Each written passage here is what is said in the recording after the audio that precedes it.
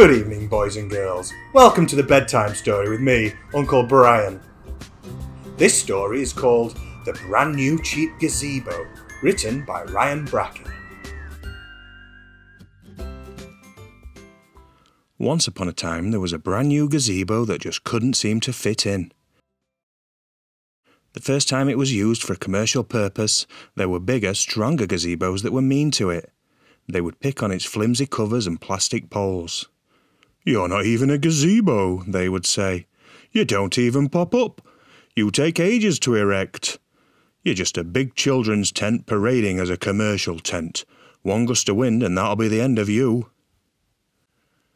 The gazebo couldn't understand their problem. It covered its owner just as well as any of them in that first Summer Fayre. The sun was beating down and the gazebo's owner made lots of sales before trying to pack it away. As the mean pop-up gazebos were packed away quickly, the brand new cheap gazebo's owner took their time to figure out which bit was supposed to go back where. In the end, they just chucked the tent into the back of the van and said they'd sort it when they got home. At the second Summer Fayre, all of those mean gazebos were out again, standing proudly, laughing at the brand new cheap gazebo as its owner swarmed madly. They'd forgotten to bring the instructions. The cheap tent was filled with shame as its leg was used in the roof and its roof was used as a leg, so it had a slightly wonky tilt to it. Eventually they figured it out and the brand new cheap gazebo was able to perform its purpose for a second Summer Fayre. The strong tent on the next pitch took pity on it and struck up a conversation. "Don't listen to them," it said. "I'm sure you're just as useful as a proper gazebo. Where are you from?" "I'm from the supermarket," said the brand new gazebo, "in the seasonal special section." The strong tent from the next pitch let out an unintentional laugh before it collected itself and frowned sadly. "Oh, you're one of those ones. I'm sorry for you," it said softly. "Don't get used to this." "What do you mean?" the cheap tent asked, an uneasy feeling rising in its plastic legs. "Don't get used to what?" "This," the strong tent said. "Coming to trade shows and covering your owner.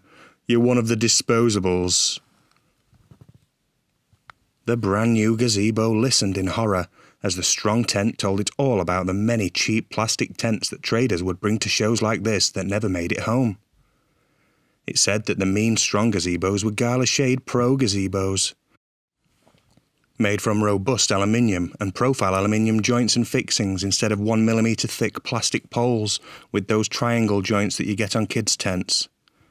They had 600 denier PVC coated polyester covers instead of the 70 GSM covers in that shade of green you only get in cheap tents.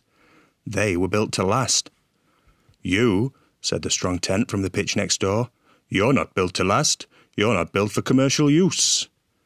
Just then, a gust of wind howled into the grounds of the Summer Fayre, and the owner of the cheap gazebo on the next row, that at least looked like one of those good quality ones, so people often mistook it for a premium gazebo, but it was actually a very weak, off-the-shelf item, screamed a blood-curdling scream as their tent was pulled up into the air, barely held down by the weak pegs and pieces of string, and it was launched through an expensive BMW's window in the car park. "See," said the strong tent on the pitch next door. "That'll be you soon. But you're not even strong enough to smash a car window. You're just going to collapse." "I blame the supermarkets and DIY stores that sold you," the strong tent continued. "They don't offer spare parts to repair you like they do at Gala Tent, and they don't offer the option of recycling old broken disposable gazebos like you, so you end up at landfill. Those retailers would rather just sell you cheaply without educating their customers on what their gazebo is actually intended for. You certainly aren't designed for trade shows and fairs. You aren't designed to last long at all." A single tear ran down from the canopy of the brand new gazebo, and then another, and another. It had begun to rain.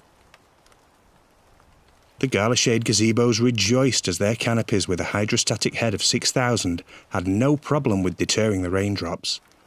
The strong tent on the pitch next door was a Gala Tent marquee with 650 GSM PVC covers, so its owner was absolutely covered too. But the brand new gazebo's owner saw their stock of handmade birthday cards ruined by the great British weather. Another gust of wind came up, and the owner held on tight to the plastic framework of the brand new cheap gazebo. But, sadly, its legs weren't fixed in. They just slotted into the plastic tubular joints. The owner held on as tightly as possible, but it was no use. The gust was too strong. The owner was left holding a plastic tube that used to be a gazebo leg in one hand and some soaking wet handmade crafty goods in the other. And the last thing the brand new cheap gazebo saw before it broke into a dozen pieces on the trade show car park was the owner of a Gala Shade Pro 50 telling its owner where to buy a proper one. It couldn't hear it, but from its conveniently proficient lip-reading skills, it could definitely see them utter the words, Gala Tent. The end. And that was the brand new cheap gazebo. It was a heartwarming tale, I'm sure you'll agree, and there were a lesson in there for all of us.